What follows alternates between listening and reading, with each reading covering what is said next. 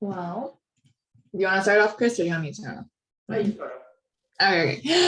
One, hi everybody. Welcome to PCB Design 2 workshop. Let me share my screen really quick. This one. Can you guys see the presentation? Yep. Okay, cool. So this collaboration, I forgot, times Robotics Club, IEEE, and CP Hyperloop. So previously we did have a workshop back last semester, which was PCB Design 1, and we kind of went over how to create a new project, also like the terminology of PCB design and whatnot. So this will kind of be a refresher, plus we're going to be going over a couple more things to actually integrate you into what PCB design looks like in projects that you can work on. So this is the agenda for today. So we have the introductions, circuit analysis. We're going to be working on a 555 timer circuit that Chris is going to get into more. We're going to simulate it on Multisim, build the schematic and the design on PCB, and then order the PCB through a PCB manufacturer. So this is the full design process of what kind of comes in for a PCB. So I'm going to go through just the general PCB design workflow, and this is kind of what you'll catch and see as we move forward. So a project comes in, and this is where the circuit design comes in. So for example, in TPP Hyperloop Club, what happens is the power team. So there's like usually power teams inside like certain companies, whether they work on like high density power circuits or they work on digital circuits. There's different kind of like teams for this. The design will come in, and usually depending on the company, the electrical engineers that create that circuit will create a schematic on their software, their PCB software, whether it be like EagleCAD, Altium, whatnot. They'll come in with the schematic and then they'll consult with the mechanical team and the manufacturing team, making sure if it's possible to create in the first place what kind of chassis this PCB goes in, just to make sure that everything's in a line. And then we'll go into the PCB design, and then it'll be released and then tested, and that's when you get all the fabrication, assembly, whatnot. So I'll just leave it off to Chris, and he'll kind of go over our circuit and talk more about it. All right, you guys can all hear me, right? Yes. Okay. So when designing this, when designing this workshop, what we had in mind is trying to make a circuit that you would use in some other project, and then teach you how to build that circuit using or simulate using Multisim. We were going to build it in real life, but then due to our virtual and in-person kind of hybrid thing, we can't do that. So we're going to simulate the circuit for you, and then we're going to build it using Altium Design, which is a free PCB design software for students. And then we're going to order the PCB. By the way, at the end of the month, we'll have a soldering workshop in which we'll actually solder together the PCB that we designed today. So if you guys would come to by the end of the month, I believe it is the 25th. It's going to be the same time, 5 p.m. to 6 p.m. But we're going to be here from like 4 p.m. to 8 p.m. And we'll be teaching you how to solder the PCB, all the different types of components that go into soldering PCBs. And then you guys actually get to take it home with you. So it's going to be really exciting. But for now, we're going to go over the 555 timer actually. So I'm going to talk to you a little bit about that. And in the just for time purposes, we actually have a circuit already built for you in Multisim. Now, Multisim is kind of like PSpice. You guys ever worked with PSpice before? No. So PSpice for electrical engineers is basically circuit simulation software on steroids. PSpice is notoriously hard to download, and it's only used in certain situations. But Multisim is far widely used for just like general purpose designing. It also has an easier design, easier UI to work with. So here we have the 555 timer, and now a little bit about this timer is that it's very flexible. Now, when you think of timers and circuits, you usually think of things like crystal oscillators. Now, crystal oscillators look like this tiny little silver chip that you find on like most Arduinos. So I have an Arduino right somewhere. It's somewhere here. But on Arduinos, they have a little crystal oscillator IC chip that serves as a clock for the Arduino. Now, this clock only has a single oscillating frequency. It does not change the frequency, so you can't change it, even if it's in this little chip. So if I have a timer, it's like this clock. It's basically a clock, and it has different modes. But here, we're going to focus on a simple synchronous mode in which we can change the frequency at which something oscillates. by putting different components on it. So you can see here that we have some resistors, some capacitors, and some more resistors down here, and we have an LED. And this project is going to be building a simple little LED blinker circuit. So if we hook everything up to the PCB like so, we have the VCC pin, we have the ground pin, we have the out, reset, discharge threshold, and then actually you just throw them together. But if we put all the components in this fashion, what we see when we simulate the circuit is that the LED starts blinking. So if I press play right here, you see the LED blinks. Now I would go into the physics of how all this works, but I don't think the entire hour. I don't think Vicky would like me taking up all the time.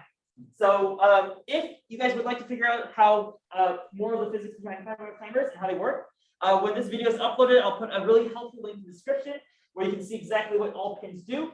But for now, I'll hand it back off to Vicky, where she will be building this exact same circuit on the PCB. So remember, the prompt is we're going to make the light blink.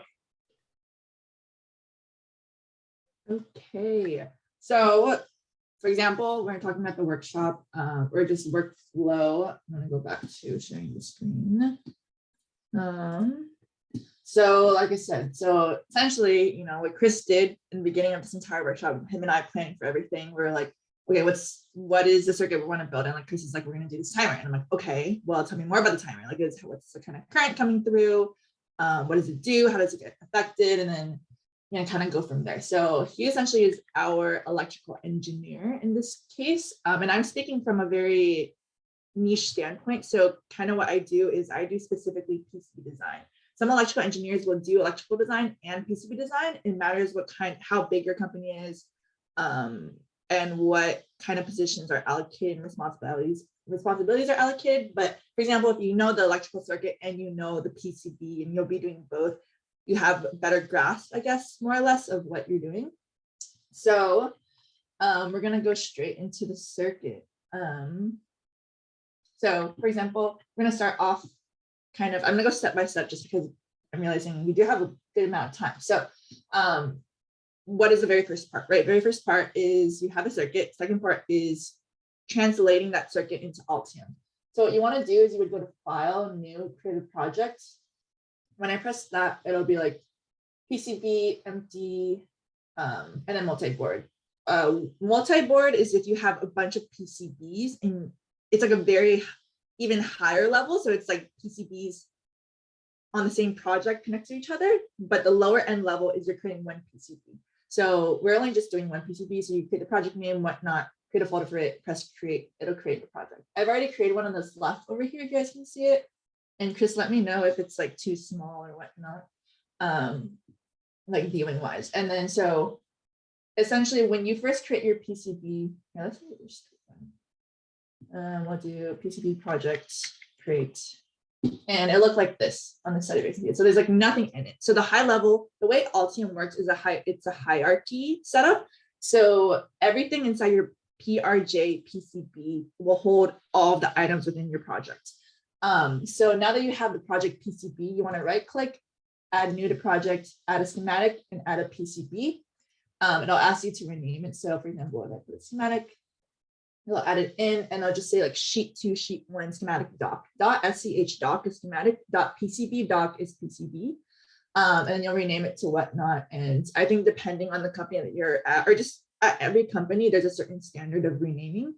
So for example, they'll do like this PCB is the certain part number and it'll be like 0130 something orbiter dot project PCB.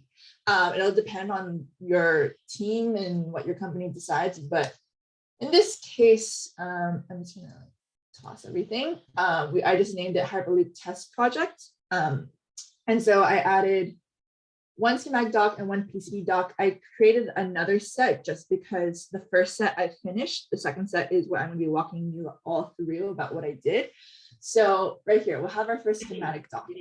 Sorry to interrupt you for a second, but could you just go over exactly how we can access these files for the students that are watching, or how they can follow along in that case? What do you like follow along, like creating the project with me?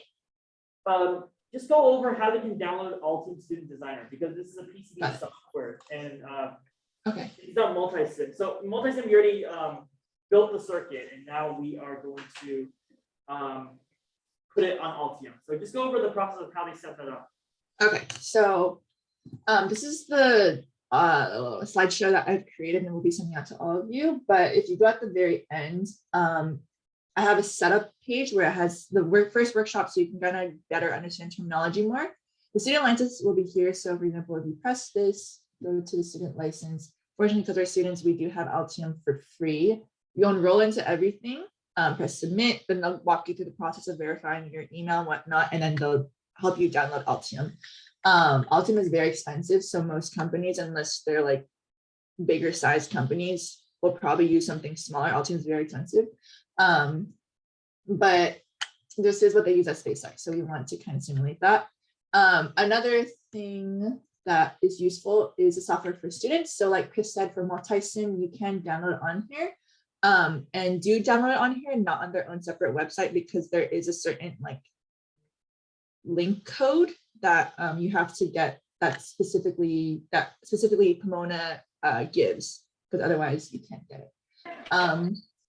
So those are two. Something else that we will be using that we found is this thing called Altium Library Loader. I will get more into it. Essentially, it's saying that currently with your Altium student license, you do get a bunch of libraries with certain footprints. So libraries contain footprints, 3D models of certain components, whether it be devices or connectors.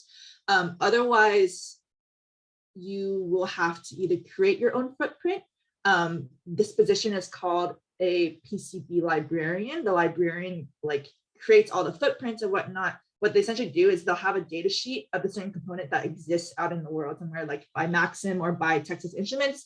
They'll get the data sheet, they'll create like a footprint off of it. And then what happens is that they put that into a database of libraries, and then the designers will be able to use it. However, that requires a lot of work because it's basically you're creating a whole library.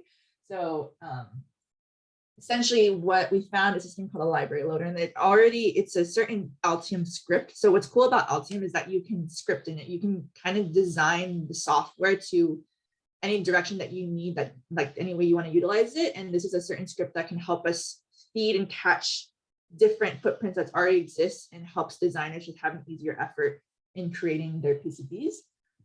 So that's one thing. Another thing is kind of, if you really want a step-by-step situation of how to create your own PCB, you can go on to this tutorial that Altium gives, and it's like a design.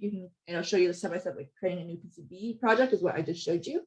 And then adding schematic, PCB doc, kind of going through the intricacies of what using Altium looks like. We will be getting into it, but Altium, like the website, altium.com, is like beautiful for just getting to the nitty-gritty of how to use the software. But if there's anything else I haven't caught in setting everything up, I will move forward into the actual project. So yeah, so what's going to happen is that, like we said, I created an entire project. I had a schematic document on there. I have the PCB doc on there. So now it's like, what do I do? And taking a look at the presentation, this is the circuit, today's project that we will be working on. This is the 555 timer connected to a 9-volt battery with certain diodes and capacitors to make sure there's a good electrical flow and good feedback and whatnot. So from what I understand, there doesn't seem to be high current on this, so that's good. The reason why I'm saying that is because if we go back in items of relevancy, I'm going to be hitting this like slowly, so please let me know if you guys have any questions and whatnot. You can interrupt me, I really don't care. So there's different things that you have to think about before even starting the PCB.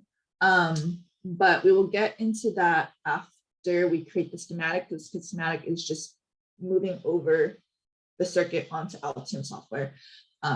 So what do we have? I think I'm gonna do side by side.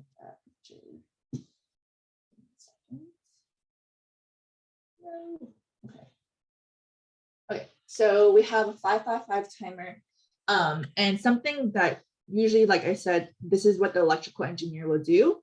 Usually what happens as a PCB designer, they'll just give us a schematic doc. They will go through the entire project, but we're going to pretend like we are the electrical engineers and we are the PCB designers. So now you have the circuit. Now you have to isolate what kind of manufacturing parts that you want, right? There's a bunch of different reasons for this. For example, we are going to be hand soldering our PCB. So that means we can't use surface mounts.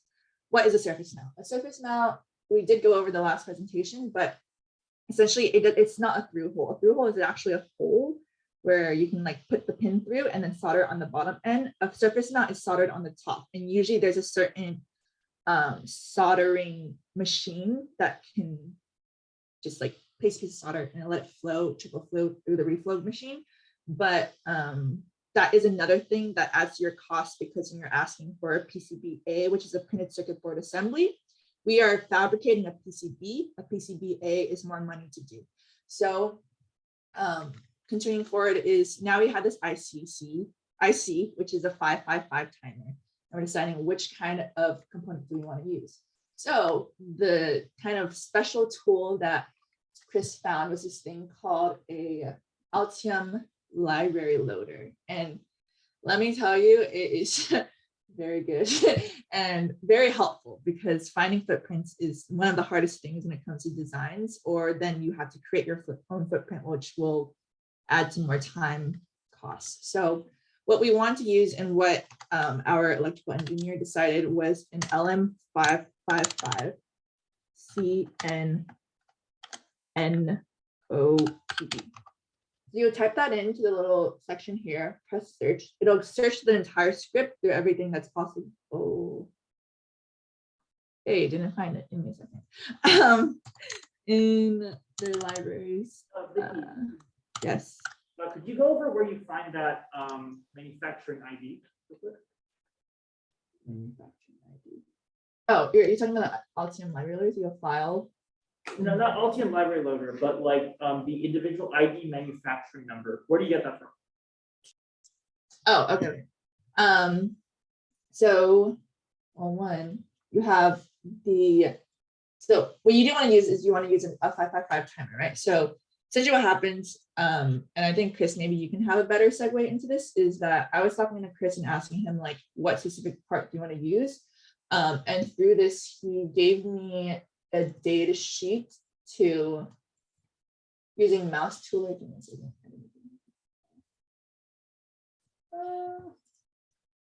I can't find it. Apologies. Give me a second to find the mouse tool. This one? No, this one. Okay. So your electrical engineer will kind of choose this for you, but mouse or electronics is this website connected over to Altium library loader. And it will, okay, this is the actual, this is a different one. Okay, this is just for the capacitor. This is the same scenario if you want to find the 555 timer, that you go on mouse or electronics, you would kind of look for what you need specifically. So you go like all products, passive components, capacitors. Then we wanted electrolytic specific capacitors. Go into there, you'll do a research, and from the research, Chris found that he wanted to use this Panasonic capacitor. So this is like the same scenario if you want to find the 555 timer. You would press ECAD model. When you press ECAD model, it'll give you a picture of the symbol. So the symbol is what is in your schematic document. The footprint is what is in your PCB 2D form. The 3D is the 3D presentation that you also get with Altium, because Altium is a 3D software tool. So what essentially happens is that you'll download CAD models, like for example, I'll press it, it'll download, it'll enter, as long as it's, at least from my experience, as long as it's inside your software, inside your computer system, Altium library loader will detect it and will put it onto your like PCB. So yeah, that's essentially what happens. This is an awesome tool as well. So what happens when we do this? I realize this one might not.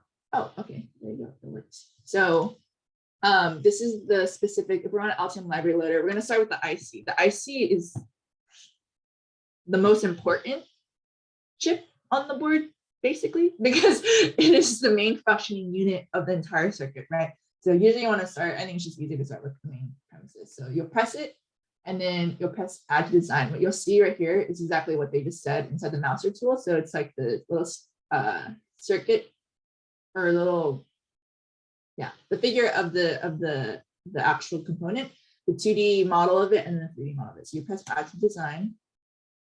And because it's already inside my, because it's already downloaded on my computer, which I did earlier, it'll like show you the 2D. It'll say like this footprint exists. It already skipped the library loading, and then I press OK.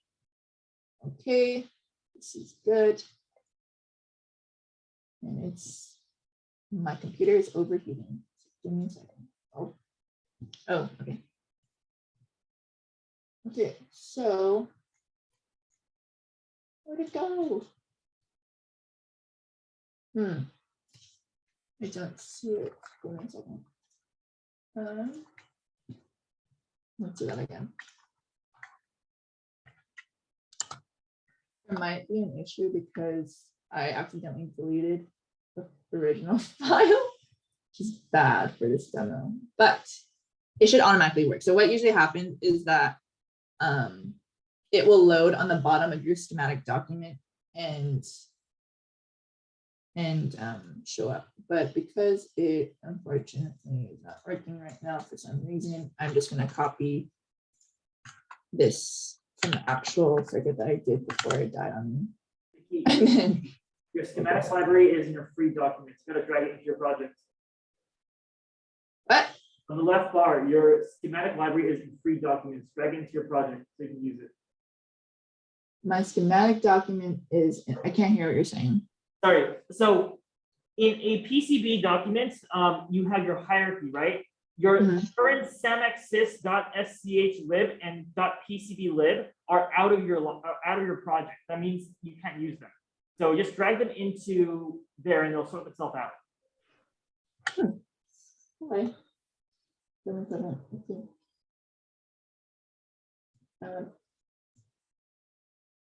Yeah, so you see how they created a new folder called libraries, and now those specific files are now in your project that you can use. Okay. Maybe that makes sense. Okay, so let's redo that. ARM555CM. It doesn't show up right now because these files are already in your project. So they're just going to load again. The way you find it is on the left bar, you see your components menu, or where you used to have a components menu. What, right here? No, on your right bar, sorry. So My components menu. yeah, so in your components menu, on the right, you see miscellaneous devices. Go to the right 3 lines. So click on that. And then you can search file-based library preferences. And then you can see that you have your schematic library and your PCB library, right? Go ahead and add those 2 libraries.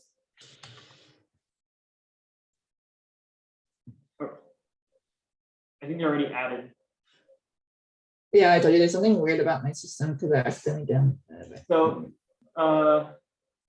actually click on add library again because this brings up a good point. Altium by default has a lot of different connectors already installed, connectors and devices. So if you want to attach something like an Arduino to your PCB, you can go ahead and go to miscellaneous connectors and miscellaneous devices because those 2 will already have default Altium parts. So you go to cancel, yeah, and then close. And then go to your components and then type in header, just the word header. Go to miscellaneous connectors, yes. Connectors. So here you can see a lot of different headers. If you already know what's going to be on your PCB and you don't want to deal with the footprint, you can always just get the correct header and put it in. However, if you want a more direct, I guess, footprint of what you're going to be making. So if you're going to be ordering something called a PCBA, which Vicky can explain, you're going to need the actual footprint. However, if you don't have that, oh, there you go. Sorry. Yeah, no, it's buying time for Vic to find that thing. But it should be in your schematic library, which should contain a footprint for what you're making. Yeah. Yeah, that makes sense. Thanks for walking me through. Yeah, okay. So I guess if you have a new library, you can import it in, which does make sense. So now we have our main IC and kind of what happens around it, right? So where is it? Okay. Oh, wrong one. Oh, that's interesting. Okay. So going back to our thing, so we have the main IC. You have pins 4 and 8 to 9 volt, and then you have the LEDs and whatnot attached, right? So it's very important and crucial that you have the exact components, configuration, and footprint of the devices that you want, right? So the LM55, the one that we chose, was a through-hole component. Is very essential to talk to your electrical engineer or for you to decide what is best for your circuit, and that the current ratings and voltage ratings works well with the entire circuit that you're using and whatnot. So going into what else we want is the LEDs and the capacitors and the resistors, right? So after talking over with Chris as the electrical engineer, we decided to go with this certain diode. So it's the same situation where we go onto Mouser. Oh, I can't find it. Oh my gosh, we just had it up. Where did it go? Mouser. Okay, this is the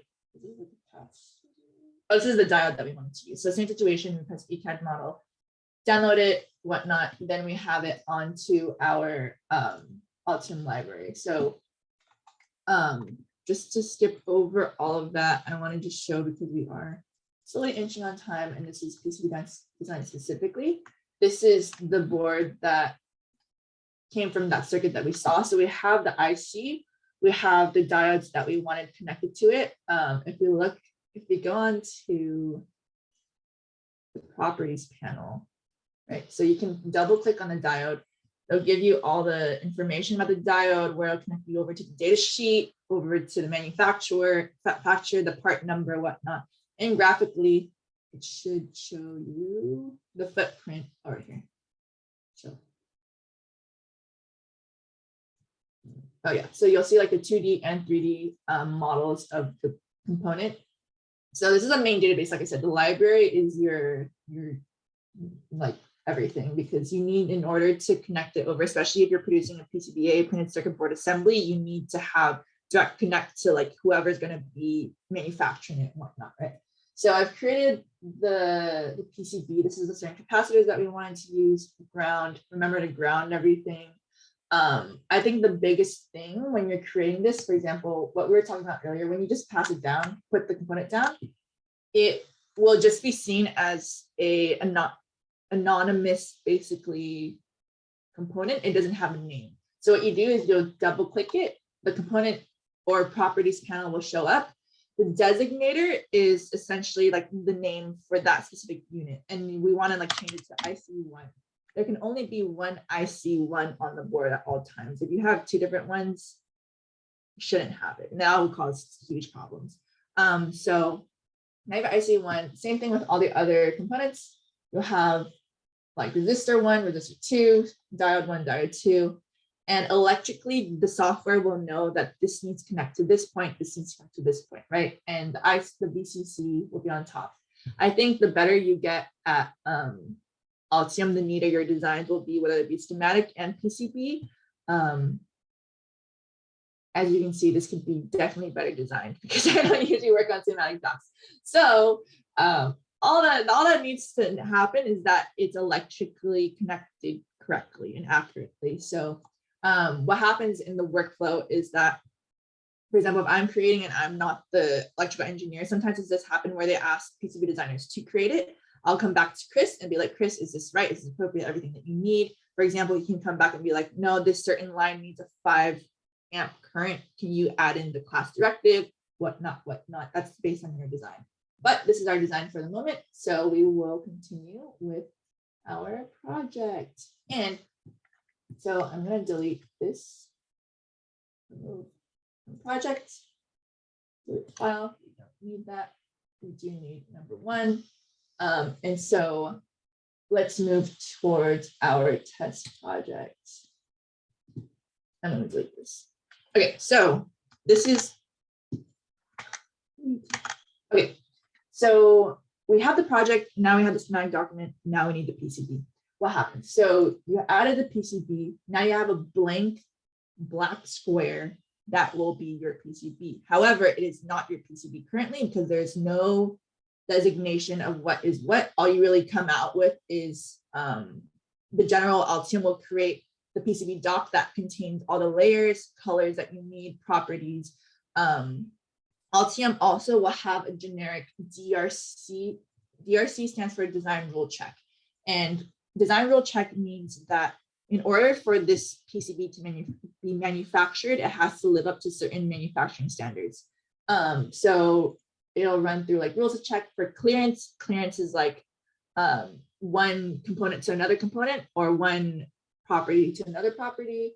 Routing rules, SMT rules, test point rules, because there will be like a fine probe that will test to see if everything's electrically connected and whatnot. But that's the nitty gritty of it. This DRC checker on Altium is just to check it through software, and then when they manufacture, they're going to do their own tests and whatnot. This is to prepare for that. So we have the PCB. We're in the project PCB that's connected to the schematic and the PCB doc. However, we want to translate everything from the schematic onto the PCB. So how do we do that? We go to design, import changes from Hyperloop or from your schematic document. It's going to run. It ran, and now this little window will pop up. If we walk through it, it's saying add these components. So all the components are on the schematic document. Add the pins, these certain nets of those footprints. Add these certain class numbers to say like this component is connected to this schematic sheet of this class, and that doesn't really integrate it. And then the room essentially is, like I said, Altium worked on a hierarchy level, right? So every schematic doc is considered its own room. And this is for organizational purposes because, for example, if you have like, I've worked with like 50 schematic documents, it gets very confusing.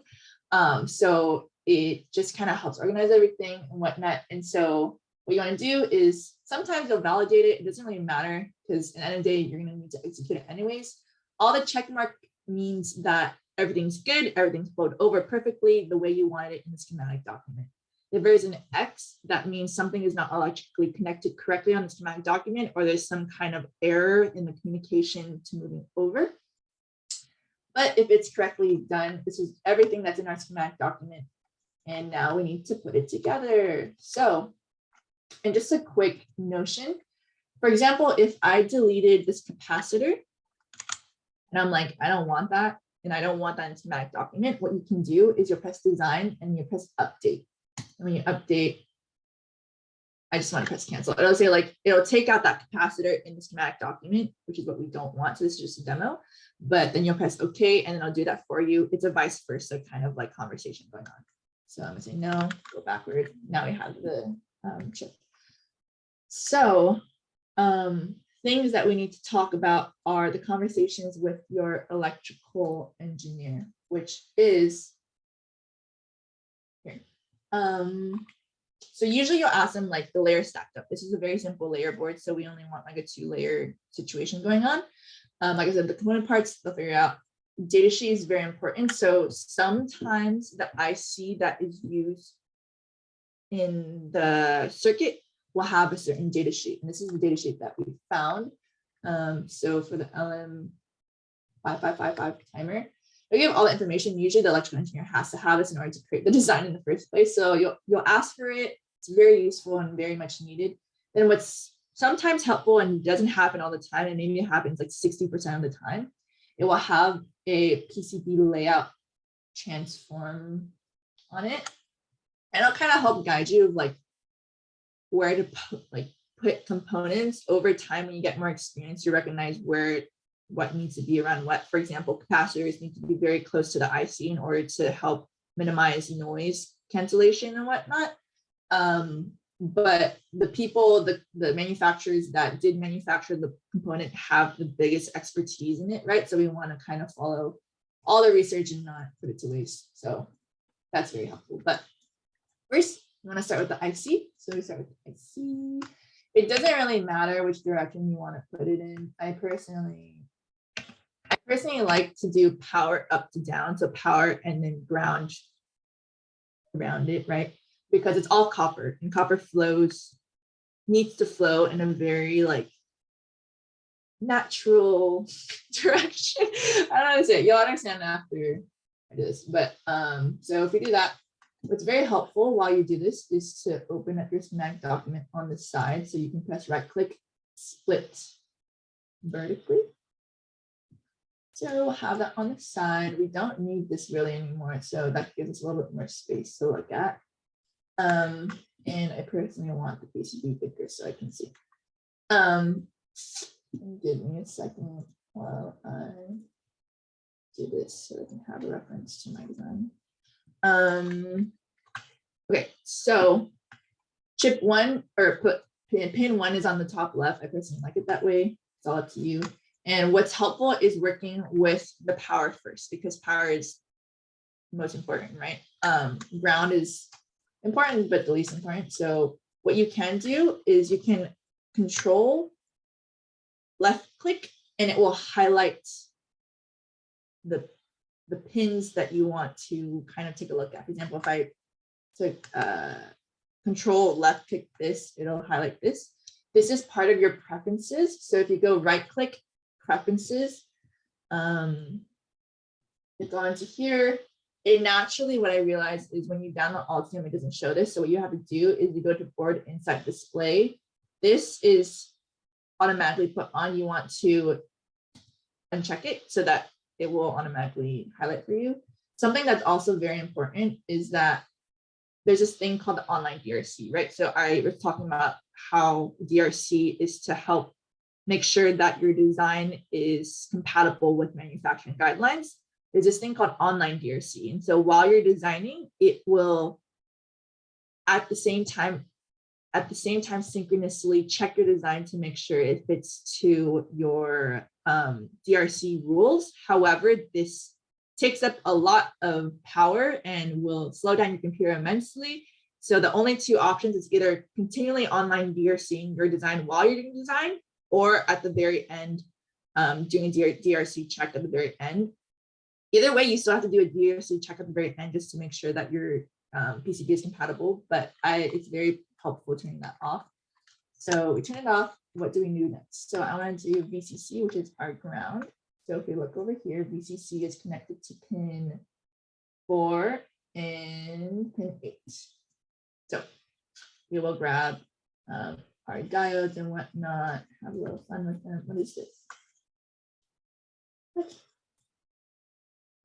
Something is lagging. What's also very helpful in the design is looking at your capacitors first, because you will kind of need to put your capacitors closest to the IC, right? Like I said. So I'm going to put this right here. Kind of part of the design is really just scrapping out your work. There is no perfect placement till the very end. So it's like, don't waste too much time on making sure everything is good. See, these lines are called rat's nest. So it's connected here.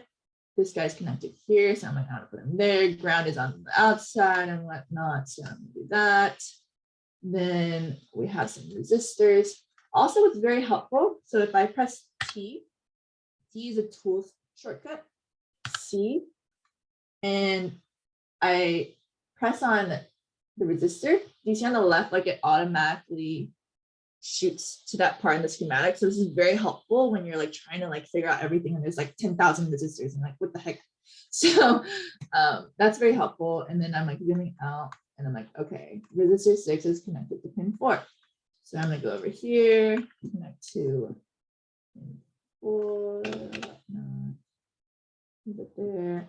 I don't want to get too deep into the whole design situation because this is going to take some time.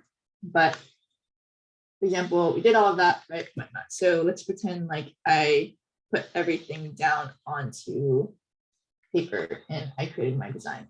So just for a second, forgive me here, I'm gonna take out everything. 1, 2, 3.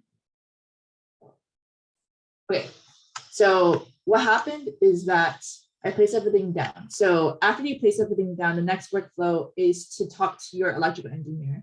Ask them like, is everything appropriate for the way everything is placed? Because for example, they'll be like, no, this capacitor should be closer on the right side of the IC, or this resistor, actually we need a bigger resistor, so let me go redo that.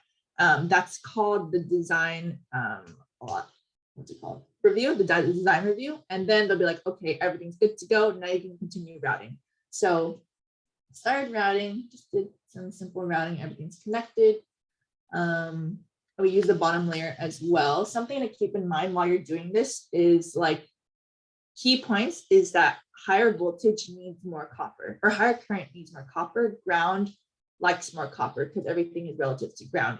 So for example, I didn't want to put like a VCC line,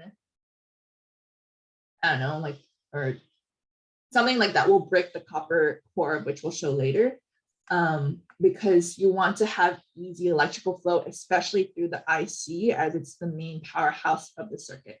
So kind of what happened before, pretend like this is all done, whatnot, I have everything in here, I'm happy. So that also this red thing is the room that we're talking about. Sometimes it gets really annoying because, for example, if I move this, it'll move everything around with it. And also it will lag. To let go of anything, so like right now, I'm holding down my left mouse. You can just press escape and it'll let you go. But for example, it's really useful using the panels on here because you can go to view configurations, turn off the rooms, and now I don't see it. Or for example, if this is the layer stack that we were talking about last time inside our PCB Design 1, you can turn off like pads, or you can turn off, you probably don't want to do that. You can turn off vias when we have vias, we don't have vias, polygons and whatnot. So this is what your design will look like, everything put together. And now it's like, now you don't have a board shape. So how do we design a board shape? You go to design, board shape, define board shape by rules. But first what you have to do is to place a line. So for example, like this. This is not good. Okay, well, this is very bad. All I'm doing is, you press spacebar to like turn things around, by the way. These are all just shortcuts. And for example, if I can go over here. Okay. Oh my gosh. So you can also hold it and drag it. And there you go. So to create board shape, if you go from left to right when dragging, it will only select that one centerpiece that's inside that selection form. If you go from right to left, it will select everything. These are like little niche things. So it's very easy when you like that. Like that. So we go to design, board shape, define board by rules. And now you see that entire black area is like gone. So this is the actual PCB. So for example, if I did 3D mode, this is what your PCB would look like. Earlier, it was just a black slab. To go to 3D mode, you just press a 3 on your keyboard. To go back to 2D mode, you press 2. And something that's very important from the very start, of which I should have said, is that there's this little thing at the bottom card called the origin. The origin should be set from the very first point that you create your design. So you go select origin, set, and for example, I'll just like put it here. And it is a reference point to everything that you do. So for example, if we have a grid of 0.5, well, if I do a Control G, I can say I want the grid to be in white color, whatnot. That's okay. And now you can like see the grid more or less. I don't know if you guys can see it. It's like very tiny. I don't know if you can see it. It's very tiny, but it's very easy on my side to see. But so that's exactly what happened here. I've defined the origin to be at the bottom. So this is 0, 0. Everything else is relative to it. For example, if I move this, it'll move based off the grid. Like you see everything that like, it doesn't move flowingly. It like moves by grid. Escape. So we have everything. The next thing is that you want to do the copper core. So for example, what I did is you do a design or you do a tools, polygon cores. Oh, sorry, place polygon core. And what you do is you do the same thing, select every single side of where you want the polygon core to be. Sometimes like you'll say, only I want the IC on it. that's fine. We want to design the entire board with the VCC on top layer, which is our power, and ground on the bottom layer. So we'll have everything. I've already done it. So T, G, G, E. You see like the underscore E. It'll restore everything, and now you'll have everything. So if I do a Shift S, which means one layer selected, it will stand on a certain layer I have selected on the bottom. So right now we're on drill drawing layer. If we want to go to top layer, it'll be top layer. So this is our top layer. This, if you double click, oh my gosh, it's not this thing. Okay, top layer, it'll select the copper.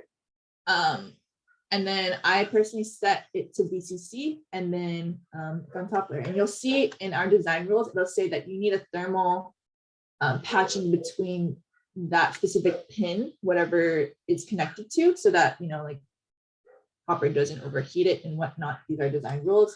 And I'll give like a certain clearance against anything else. So it'll be like copper against pad, have a certain clearance of 7 mils or whatnot.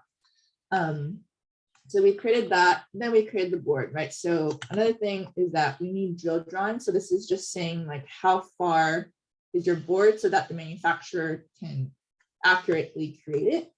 So now that we have everything, we've added like a little CPP Hyperloop silk screen. What also happens is that, for example, over here, when you import your design, the silk screen, which is a designator that we're talking about, this is also silk screen, this little thing. So like if you see it, if I press 3, anything that's in white that's actually on text that's on top of your solder is called silkscreen. And silkscreen is just automatically put onto Altium Designer. So you have to like neatly add it everywhere. And kind of how you do this is you'll go to like your certain non-signal layers. And what's very important is that your silkscreen does not end on top of your solder, because this is part of the fabrication process, which I've included in our presentation.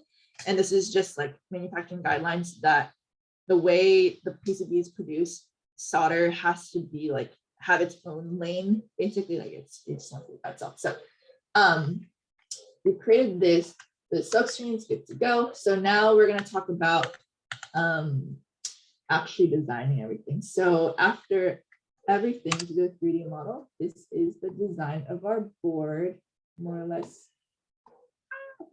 Or whatnot. How I'm moving it by pressing Shift and then right clicking. And so you can kind of see this is what the bottom looks like.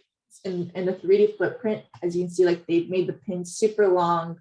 This is all designed by our librarian or whoever they are, or a script. And so this is the board. So now what we're going to do is actually fabricate the board. So what do? We go on to what we're doing specifically in CPP Hyperloop is using a manufacturer called JLCPCB. They just happen to be our best choice as they have a fast delivery service as well as lower costs. But however, this is more for simpler designs, right? So it depends on your design and kind of the nitty gritty of what you want to happen off of it. So if you go into JLCPCB, it'll reroute you to here and be like, oh, you press order now and it'll reroute you to here. So going through this, let's say base material, do you want FR4 or aluminum? FR4 is the most commonly used for PCBs. The more nitty gritty in the detail that you want your PCB design, it is dependent on, you know, the functionality of the PCB. If it's high speed, if it's high voltage, whatnot, RF design, whatnot, it just gets more costly, right? But we're just designing something small. So even if you look at this, it has these like little like question marks, and I'll tell you like what it means. So we only have a 2-layer board for this example, right? We're using the top and bottom layers, 2 layers. It can get to 4, 6, 16, 32. The more deep you get, the more intricate your design becomes, and also the less actually reliable it becomes. But there's design rules for that. As long as you hit the standards that they say for design rules, it's like a guideline that manufacturers use. As long as you follow that, everything's okay. So dimensions, the dimensions of this board. So if we went here, it's a 1088. Oh my gosh, I can't speak. 1,889.76 mils per 1,338.58 mils. And something that's very important is to recognize if you're in imperial or metric. Imperial was the most commonly used unit form. However, we are moving to metric these days just because it's a little bit more specific, and also that's just like what the higher ups want. Higher ups being like FBA and whatnot. So you would write that here. We go in inches, not mils, but whatnot. I would write that here. The PCB quantity depends on how many you want. So let's say like you want 5. Delivery format. There's panels, these things called panels, and you see here. Interrupt you for a second though. Yeah. You know how to can you generate the Gerber and drill files? Oh, sorry. Yes. Have you done that? Yes. Sorry. Drag the number real quick. So just one quick point about using JLCPCBs. I've used it in multiple projects, and the reason it's so great is because it does all this stuff automatically for you. And by the way, mils is actually imperial. Mil stands for 1,000th of an inch. So once you put the Gerber and drill files in, you actually generate those. There's a JLCPCB guide on how to do them. The Gerber files is actually how the JLCPCB people drill out the wires in the middle. So like you see those wires, they can actually use a machine to trace those out. And that's what the Gerber file is. It also has a silk screen image on it, so they can go around that. What the drill files are for is drilling out the individual holes. So if you see an actual PCB, there's through-hole components. Through-hole components are components that go all the way through the board. You need those drill hole files there in order to get that image ready. So JLCPCB needs both the drill files and the Gerber files, in which you can generate them through the output job file. So Vicky's going to go ahead and do that and drag the zip file in so it can generate on JLCPCB. Okay, so fab, you would go to file, fabrication outputs. Like I said, assembly outputs is if you were to do a PCBA. Fabrication is PCB. So we'll go to Gerber files. It's not liking. Oh, yes. So sorry. Another thing that you have to do is to always re-pour all your copper. That is just DRC things. We did not do a DRC check. However, if we did, everything should work out. So if we did a Gerber setup, we did go on imperial, so we'll see on inches. The format is I don't think it really matters. It does matter, but no, it does matter. JLCPCB has their own system. So go JLC uses 2:5 or 2:5 ratio. Okay, or you go to layers. You want to make sure you plot only the layers you're using. So under plot layers, there's a drop down arrow next to it under plot layers. Down in. What? There's a button called plot layers, and there's an arrow right next to it. Oh. No, not there. Down there. Down. Wait, sorry. Oh, but like I said. So use on. Click use on. Okay. Now go to drill drawing. Okay, drill drawing is fine. You don't need to configure anything. Go to apertures. And it's fine. Advanced.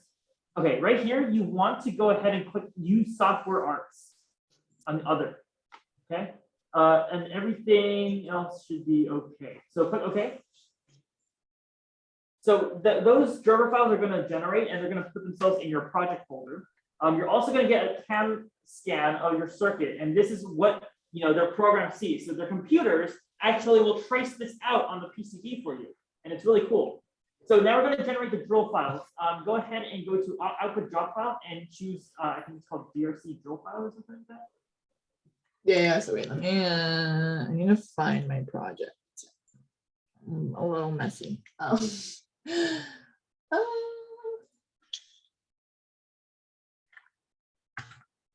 Okay, well, it's right here, but. Vicky, you still need drill files. Oh, sorry. Wait. Go to file, go to output file or export. No. Where? Oh, we're not on it. Yeah. Okay. Remember, always save. NC drill files. Oh, it's called NC drill files, and it's really specific for each kind of manufacturer to use. We use JLCPCB, but something like Oshpark, which is an American PCB manufacturer company, may have different things. So here we say inches 2x5s. Yeah, that should be okay. Click OK. Now, when you click OK on NC Drill Setup for Altium 2022 specifically, it'll give you a cam scan. Click OK on that. And it'll give you all something that looks like this. Now, these are all the places that the drilling machine needs to make on the PCB.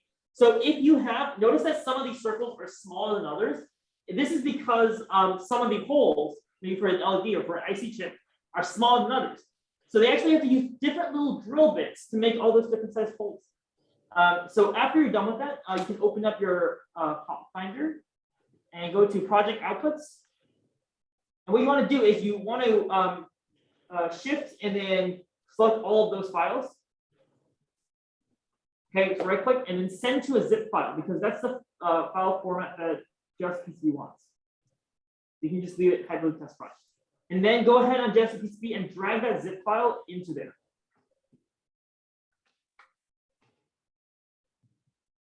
Project outputs.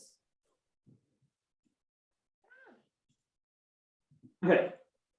Now, once your file has been uploaded, you're going to see a couple things. Now, this is the fun part about it because you guys see how much money you have to spend on shipping. Let me tell you, shipping is insanely expensive right now. I bought 100 PCBs, and the shipping was more expensive than the PCBs themselves. That's usually what happens. So you see here that it immediately locked in the dimensions to 34 by 48 millimeters. Now, you want to make sure that your PCB is up to scale. Anything above 100 by 100 millimeters, you also pay extra for.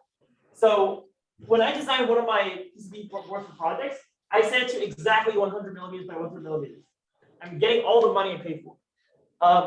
So it automatically selects everything for you. If this is just your first PCB, you don't have to do anything. Go ahead and save to cart, Vicky, and then put the order in.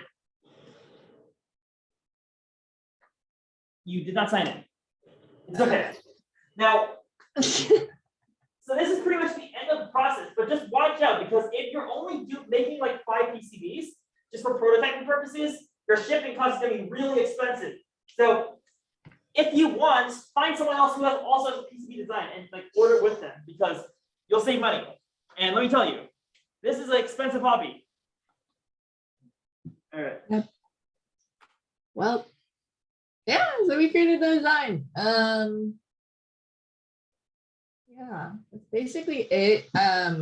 We will be sending out this presentation. So like I said, there's different things to take care of and to know. All the websites and whatnot are in here, as well as the JLC, PCB, kind of what it looks like to fabricate it. And like I said, every single fabricator does do some few things differently, especially depending on your design and whatnot. But if you just want a generalized like new project to form, there's this tutorial that gives you the circuit already. So yeah, if you have any questions, please let us know. We're gonna have our next workshop on this when we actually have this circuit. I mean, it's PCB like fabricated, and we're gonna start soldering into it. So that is basically it. And if you're interested in designing your own thing and wanting to help out with the CPT Hyperloop team, we are designing our own PCB with the power team. So that's very exciting right now. And you'll be working with me. So yeah, that's basically it. Thanks for coming. Thank you, everyone. Thank you. Oh.